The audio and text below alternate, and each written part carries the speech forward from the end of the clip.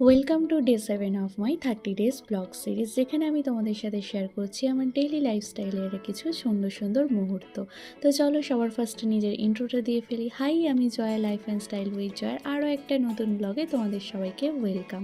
তো আজকে আমি তোমাদের সাথে শেয়ার করছি আমার দিল্লি যাওয়ার সেকেন্ড পার্ট নিয়ে।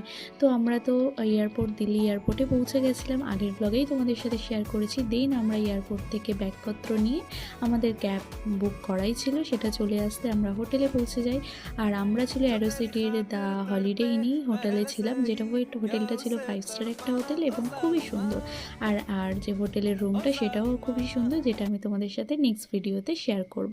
তো তারপর দেখো একটু চেঞ্জ করে ফ্রেশ হয়ে রেডি পড়েছিলাম একটু এক্সপ্লোর করার জন্য নিউ দিল্লিটা।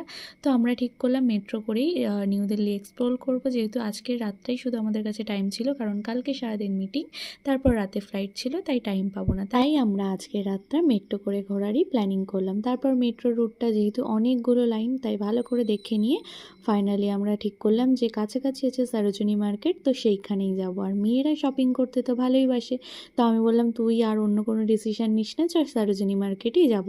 তো সেখানে গিয়ে এত বড় মার্কেট, মানে আমাদের কলকাতার ধর্মতলার মতনই বিশাল বড় মার্কেট, মানে ওর থেকেও বড়।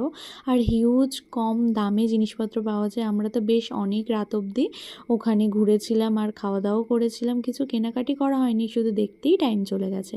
তারপর রাতে রুমে এসে বিরিয়ানি আর চিকেন, কি বলে, চিকেনের আইটেম অর্ডার দিয়েছিলাম, মাটন বিরিয়ানি। তো এটা খেয়েই আজকের দিনটা শেষ করলাম। নেক্সট পার্টে থাকছে নতুন ভিডিও। তো চলো আজকের মতন টাটা, দেখা হবে নেক্সট ভিডিওতে, বাই।